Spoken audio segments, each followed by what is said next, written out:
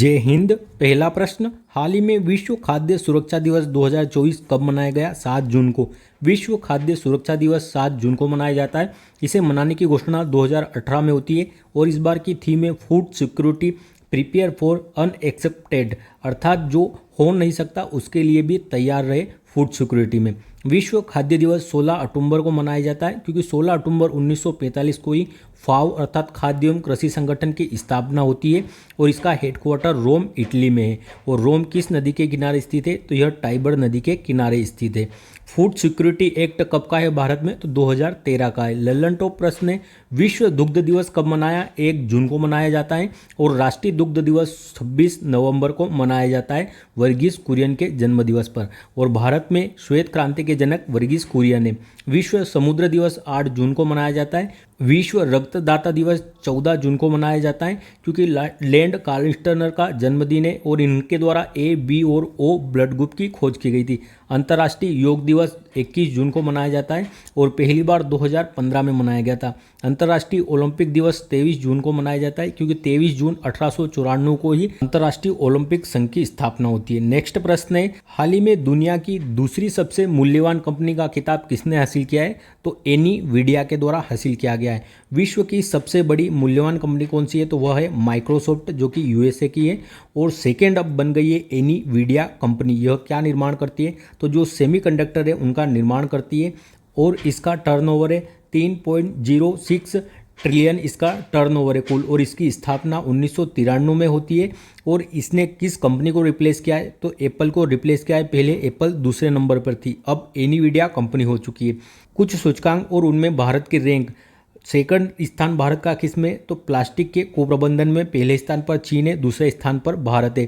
Third rank हमारी unicorn index में, चौथी रैंक फायर पावर इंडेक्स में, 10वीं रैंक हमारी साइबर अपराध में, 93वीं रैंक 93 हमारी भ्रष्टाचार धारणा सूचकांक में, 39वीं रैंक हमारी यात्रा और पर्यटन सूचकांक में, 111वीं रैंक भुखमरी सूचकांक में, 108वीं रैंक हमारी लैंगिक असमानता सूचकांक में, 134वीं रैंक मानव विकास सूचकांक में, 126वीं रैंक शांति और खुशहाली दोनों सूचकांक में, पीस और हैप्पीनेस दोनों इंडेक्स में, 127वीं रैंक हमारी लैंगिक अंतराल सूचकांक में, 159वीं रैंकिंग हमारी प्रेस फ्रीडम इंडेक्स में है। नेक्स्ट है, हाल ही में भारत की पहली एस्ट्रो टूरिज्म पहल नक्षत्र सभा कहाँ आयोजित हुई है? उत्तराखंड में। नक्षत्र सभा यह भारत की पहली एस्ट्रो टूरिज्म पहल है और इसका उद्घाटन कहाँ पर हुआ है? उत्तराखंड के मसूरी में हुआ है, जॉर्ज एवरेस्ट पीक पर। एस्ट्रो टूरिज्म को बढ़ावा देने के लिए इसकी स्थापना की गई है। ग्रह, आकाशगंगा और जो तारे हैं स्टार्स, इन्हें आप यहाँ देख सकते हो टेलीस्कोप से और यहाँ पर फोटोग्राफी कर सकते हो, इसलिए इसकी स्थापना की है। लल्लन टॉप प्रश्न है, देश की पहली आपातकालीन हवाई चिकित्सा सेवा शुरू करने वाला राज्य कौन सा है? उत्तराखंड है। और अभी हाल ही में भीष्म नाम से सफल परीक्षण भी किया है आगरा में, जो पोर्टेबल अस्पताल है उसका सफल परीक्षण किया है आर्मी ने। काला पानी और लिपुलेख विवाद यह भारत और नेपाल के मध्य स्थित है और यह उत्तराखंड में स्थित है। स्थान भारत और नेपाल के मध्य स्थित काला पानी और लिपुलेख और पिथौरागढ़ जिला है। जिम कॉर्बेट नेशनल पार्क का नया नाम क्या हो गया है? रामगंगा नेशनल पार्क हो गया है और पहले इसका नाम हेली राष्ट्रीय उद्यान भी था। यूसीसी यूनिफॉर्म सिविल कोड समान नागरिक संहिता विधेयक पारित करने वाला पहला राज्य कौन सा हो गया? तो यह उत्तराखंड है और आर्टिकल 44 में इसका वर्णन है समान नागरिक संहिता का। और पहले से ही कहाँ पर लागू है? पुर्तगालियों के समय से, तो यह गोवा में लागू है समान नागरिक संहिता। नेक्स्ट है, हाल ही में 10 ट्रिलियन रुपए का आंकड़ा पार करने वाला देश का पहला म्यूचुअल फंड हाउस कौन सा है? तो यह एसबीआई है।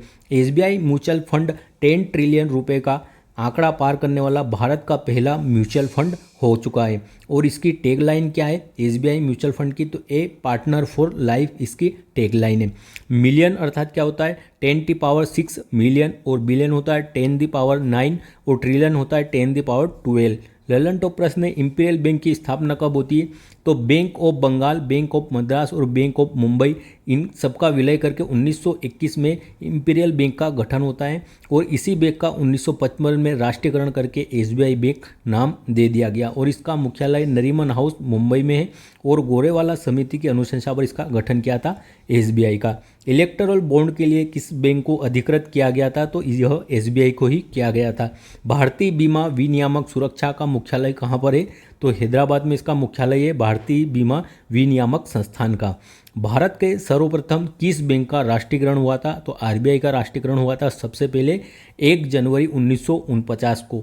1969 में 14 बैंकों का राष्ट्रीयकरण होता है और 1980 में 6 बैंकों का राष्ट्रीयकरण होता है। नेक्स्ट है, हाल ही में किस राज्य के पक्षी अभ्यारण्य नागी और नकटी को रामसर सूची में शामिल किया गया है? तो यह दोनों बिहार के पक्षी अभ्यारण्य। रामसर साइट, रामसर कहाँ पर स्थित है? तो यह ईरान का एक शहर है जो कि कैस्पियन सागर के किनारे स्थित है और कैस्पियन सागर यह विश्व की सबसे बड़ी झील है। 2 फरवरी 1971 को इसका आयोजन होता है, इसलिए 2 फरवरी को ही हम आर्द्रभूमि दिवस भी मनाते हैं। रामसर कन्वेंशन यह कब से प्रभावी हुआ? 1975 से, और भारत इसमें 1982 में शामिल हुआ था। वर्तमान में विश्व में सर्वाधिक रामसर स्थल किस देश में है? तो यह यूनाइटेड किंगडम इंग्लैंड में 175 स्थल है और भारत में कुल रामसर स्थल अब 82 हो गए। पहले 80 थे, अब 2 और शामिल हो गए तो 82 स्थल हो गए। 2 कौन से शामिल हुए नए? तो बिहार के जमुई जिला में स्थित नागी पक्षी अभ्यारण्य और नकटी पक्षी अभ्यारण्य यह नए शामिल हुए।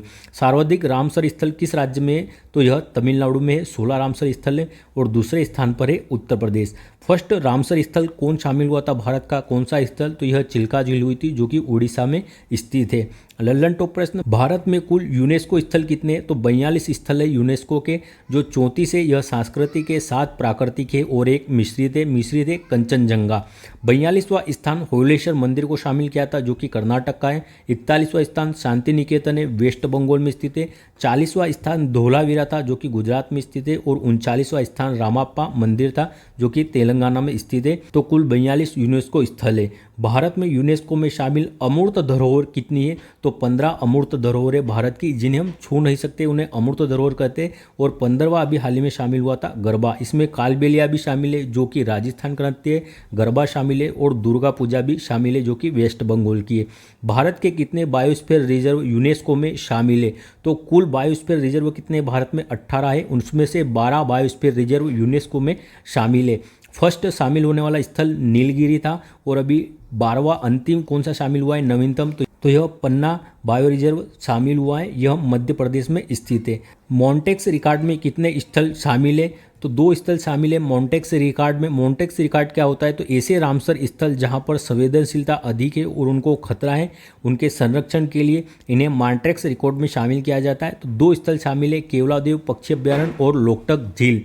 लोकटक झील कहाँ पर स्थित है? मणिपुर में स्थित है और ये पूर्वोत्तर भारत की सबसे बड़ी मीठे पानी की झील है। नेक्स्ट प्रश्न है, चुनाव आयोग के अनुसार आम चुनाव 2024 में कितने प्रतिशत मतदान हुआ है? तो 65.79% कुल मतदान हुआ है। आम चुनाव 2024 यह 18वीं लोकसभा के लिए हुए, 7 चरणों में यह चुनाव संपन्न हुए और कुल कितने प्रतिशत मतदान हुआ? तो 65.79% कुल मतदान हुआ है। 2019 की लोकसभा चुनाव में कितना हुआ था? तो 67.40% हुआ था, अर्थात पिछली बार से इस बार मतदान कम हुआ है और इसका कारण माना निर्वाचन आयोग ने भीषण गर्मी और लोगों का यह मान लेना कि बीजेपी आराम से 400 पार सीटें प्राप्त कर लेगी, इसलिए वो वोटिंग करने नहीं गए। इन 2 कारणों को देखा जा रहा है। मतदान सर्वाधिक कहाँ पर हुआ है? मैक्सिमम सबसे ज़्यादा लक्षद्वीप में हुआ है, 84% मतदान और दूसरे स्थान पर असम है। सबसे कम मिनिमम कहाँ पर हुआ है? तो बिहार में हुआ है और यह 56% है, सबसे कम मतदान। कुल मतदाता कितने थे? तो 64.2 करोड़ कुल मतदाता थे और यह एक वर्ल्ड रिकॉर्ड है। जिसमें मेल कितने प्रतिशत थे? तो 65.80% मेल थे और फीमेल मतदाता थी 65.78% कुल फीमेल मतदाता थी। लल्लन टॉप प्रश्न है, 18वीं लोकसभा में सर्वाधिक वोटों से विजय किसकी हुई है? तो यह इंदौर सीट से हुई है शंकर लालवानी जी की और 11 लाख से अधिक वोटों से इनकी विजय हुई है। और दूसरा सेकंड, नोटा पे सर्वाधिक मत कहाँ पर प्राप्त हुए? तो यह भी इंदौर में ही प्राप्त हुए। नोटा पर सर्वाधिक मत 2,18,000 कुल मत प्राप्त हुए थे नोटा पर। 18वीं लोकसभा में निर्विरोध चुने गए सांसद कौन थे? मुकेश दलाल जी थे जो कि सूरत सीट से थे, बीजेपी के कैंडिडेट। यूपी में सर्वाधिक सीटें किस पार्टी ने जीती अभी 18वीं लोकसभा में? तो समाजवादी पार्टी के द्वारा जीती गई है। 2 गठबंधन एनडीए और इंडिया। एनडीए को कुल 292 सीटें मिली है, जिसमें से बीजेपी ने 240 सीटें जीती है, टीडीपी ने 16 सीटें और जेडीयू ने 12 सीटें जीती है। इसके अतिरिक्त अगर हम देखें जो इंडिया गठबंधन था इनमें कांग्रेस के द्वारा 99 सीटें जीती गई और एसपी सपा के द्वारा 37 सीटें इसमें जीती गई थी। मुख्य निर्वाचन आयुक्त कौन थे निर्वाचन को हैंडल करने वाले, तो राजीव कुमार जी थे और दो अन्य निर्वाचन आयुक्त गणेश कुमार जी और एस संधू जी थे। नेक्स्ट है, हाल ही में आरबीआई ने रेपो रेट कितनी निर्धारित की है, तो 6.50% निर्धारित की है repo rate. MPC monetary policy मौद्रिक नीति समिति यह एक वर्ष में अपनी 6 बार रिपोर्ट जारी करती है, अर्थात प्रत्येक 2 माह में अपनी रिपोर्ट देती है। और इसका अध्यक्ष कौन होता है मौद्रिक नीति समिति का, तो जो आरबीआई का गवर्नर होता है इसका अध्यक्ष होता है। इसमें कुल 6 सदस्य होते हैं, जिसमें से 3 सदस्य आरबीआई से होते हैं और 3 सदस्य सरकार के द्वारा नियुक्त किए जाते हैं। और इसका कार्य होता है मुद्रास्फीति का नियंत्रण करना और कितना रखना, तो 4 ± 2 अर्थात 2% से 6% के मध्य मुद्रास्फीति को रखना। और यह किस समिति ने अनुशंसा की थी, तो उर्जित पटेल समिति के द्वारा अनुशंसा की गई थी मुद्रास्फीति के नियंत्रण की 4 ± 2% के मध्य। वर्तमान में कौन है गवर्नर, शक्तिकांत दास जी है। और रेपो रेट कितनी रखी गई है इस बार, तो 6.5% रेपो रेट रखी गई है। और इसका कारण बताएगी जो मुद्रास्फीति है वह बढ़ रही है, इसलिए खाद्य मुद्रास्फीति को कंट्रोल करने के लिए रेपो रेट में कोई भी परिवर्तन नहीं किया गया। रेपो रेट को ही रीपर्चेसिंग ऑप्शन भी कहा जाता है और इसे ही पॉलिसी रेट भी कहा जाता है। जो बैंक रेट है वो कितनी निर्धारित हुई है, तो 6.75% और जो CRR है यह 4.5% निर्धारित हुआ है। रेपो रेट किसे कहते हैं, जिस दर पर जो आरबीआई है वह अन्य बैंकों को कम समय शॉर्ट टर्म के लिए जिस ब्याज दर पर पैसे उपलब्ध करवाता उसे रेपो रेट कहा जाता है। अर्थात जो आरबीआई जिन ब्याज दर पर अन्य बैंक को पैसे देता है उधार, जिस ब्याज दर पर, उसे रेपो रेट कहा जाता है। मुद्रास्फीति को अगर कम करना है तो रेपो रेट को बढ़ाना पड़ेगा, और अगर मुद्रास्फीति को बढ़ाना है, महंगाई को बढ़ाना है, तो रेपो रेट को कम करना पड़ेगा। लल्लन टॉप प्रश्न है, रिजर्व बैंक ऑफ इंडिया का प्रारंभिक मुख्यालय कहाँ पर था, तो जब 1 अप्रैल 1935 को इसकी स्थापना होती है तो कोलकाता में इसका मुख्यालय था प्रारंभिक, लेकिन 1937 में इसका मुख्यालय मुंबई बना दिया गया। आरबीआई के पहले गवर्नर कौन थे, भारतीय गवर्नर, तो यह CD देशमुख जी थे। I do what I do पुस्तक के लेखक कौन है, तो यह रघुराम राजन जी है। I do what I do के लेखक यह आरबीआई के गवर्नर रह चुके हैं। नेक्स्ट प्रश्न, हाल ही में अंतर्राष्ट्रीय क्रिकेट में 600 छक्के लगाने की उपलब्धि हासिल करने वाले दुनिया के पहले क्रिकेटर कौन बन गए, रोहित शर्मा जी। रोहित शर्मा ने अभी अपना 600वां छक्का लगाया है अंतर्राष्ट्रीय मैच में, और यह विश्व के पहले ऐसे बल्लेबाज बन गए जिन्होंने 600 छक्के लगाए हैं। और अभी हाल ही में अपना 600वां छक्का इन्होंने आयरलैंड के खिलाफ लगाया है। और सेकेंड स्थान पर क्रिस गेल है, और इनकी ऑटोबायोग्राफी कौन सी है, 6 मशीन इनकी ऑटोबायोग्राफी है क्रिस गेल की। फीफा क्वालिफाई मैच अभी हाल ही में कहा हुआ है, तो इसका आयोजन फीफा क्वालिफाई मैच का इंडिया वर्सेस कुवैत के मध्य हुआ था। और इंडिया के जो एक महान खिलाड़ी सुनील छेत्री फुटबॉल के, इन्होंने इस मैच के बाद संन्यास की घोषणा की है। तो इनका अंतिम मैच किसके, कुवैत के विरुद्ध था, और कहां पर खेला गया था, तो साल्ट लेक स्टेडियम कोलकाता में यह मैच खेला गया था। तो ये आपको ये याद रखना है। लल्लन टॉप प्रश्न, T20 वर्ल्ड कप 2024 का आयोजन कहां पर हो रहा है, USA और वेस्ट इंडीज में। ब्रांड एम्बेसडर किसे नियुक्त किया गया, इसके लिए युवराज सिंह, क्रिस गेल और उसेन बोल्ट तीनों को ब्रांड एम्बेसडर बनाया है। IPL 2024 में ऑरेंज कैप के विजेता कौन रहे, विराट कोहली, और पर्पल कैप के विजेता हर्षल पटेल जी रहे। One day cricketer of the year किसे चुना गया है, विराट कोहली को। नेक्स्ट प्रश्न है, हाल ही में प्रवाह सॉफ्टवेयर किसने विकसित किया है, तो इसरो के द्वारा विकसित किया गया है।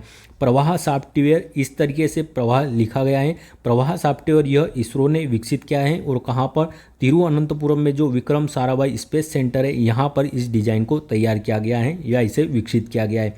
और इसका उद्देश्य क्या है, तो रॉकेट का डिजाइन तैयार किया गया है इस प्रकार से कि हवा की गति व दिशा का ध्यान रखते हुए एरोडायनामिक्स रूप से इसका डिजाइन तैयार किया गया है रॉकेट का। अर्थात इसका कार्य रहेगा कि जब अंतरिक्ष में उपग्रह या जब भी मानव को भेजा जाए तो यह पुनः धरातल पर प्रवेश करते हुए हवा के रुख और उसकी गति को ध्यान में रखते हुए धरातल पर पुनः आए। लल्लन टॉप प्रश्न, स्वाति पोर्टल किसके लिए लॉन्च किया था, तो स्टेम में महिलाओं की भागीदारी बढ़ाने के लिए लॉन्च किया था। स्टेम अर्थात साइंस, टेक्नोलॉजी, इंजीनियरिंग और मैथमेटिक्स में महिलाओं की भागीदारी बढ़ाने के लिए। संकलन ऐप यह नेशनल इन्वेस्टिगेशन एजेंसी के द्वारा लॉन्च किया गया था और यह अमित शाह ने लॉन्च किया था।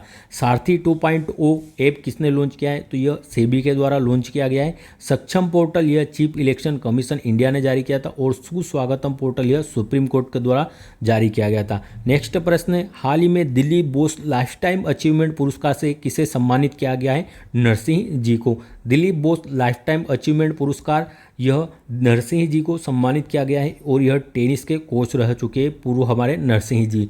और tennis Bose life time achievement award यह भी टेनिस के क्षेत्र में दिया जाता है और जो दिलीप बोस थे यह टेनिस के खिलाड़ी थे। इसकी शुरुआत 2002 से होती है और इसकी इनामी राशि 50,000 रुपये। पहली बार किस महिला को लाइफ टाइम अचीवमेंट अवार्ड मिला है टेनिस में? तो यह रोहिणी लोखंडे जी को मिला है और यह पहली ऐसी महिला है जिन्होंने लाइफ टाइम अचीवमेंट अवार्ड प्राप्त किया है टेनिस में। Lallan top press, colonel CK Naidu lifetime achievement award किसे प्राप्त हुआ है? रवि शास्त्री जी और फारूक इंजीनियर को। मेजर ध्यानचंद खेल रत्न अवार्ड 2023 से सात्विक और चिराग की जोड़ी को सम्मानित किया गया। ये बैडमिंटन के खिलाड़ी हैं। IPL के मोस्ट वैल्यूएबल प्लेयर कौन बने इस बार? तो सुनील नारायण जी जो KKR के खिलाड़ी थे। किस क्रिकेटर को हाल ही में अर्जुन अवार्ड से सम्मानित किया गया है? मोहम्मद शम्मी जी को। और दोस्तों अगर आप इस क्लास की PDF प्राप्त करना चाहते हो तो डिस्क्रिप्शन में दिए लिंक से आप इसकी PDF प्राप्त करने के लिए जुड़ सकते हो। 11वां प्रश्न है, लोकसभा सचिवालय ने भारत के महान नेताओं और स्वतंत्रता सेनानियों की प्रतिमाओं को प्रदर्शित करने के लिए विकसित किया प्रेरणा स्थल, एक स्थल विकसित किया गया है।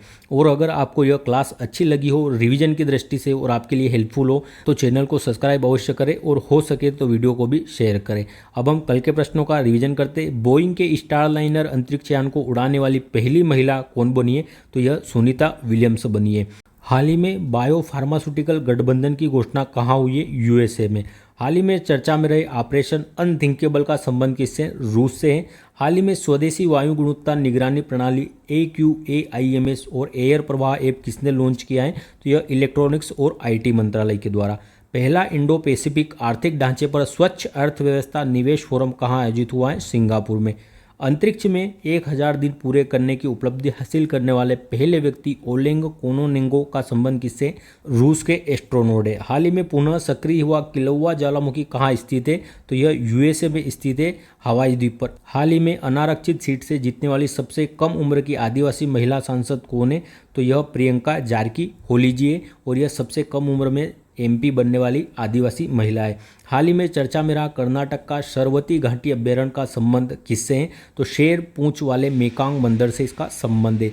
UN के WIS 2024 चैंपियन पुरस्कार से किसे सम्मानित किया गया है? तो C. को सम्मानित किया गया है। धन्यवाद, जय हिंद। मिलते हैं जल्दी ही अगले वीडियो में। गप गप गप गप गप।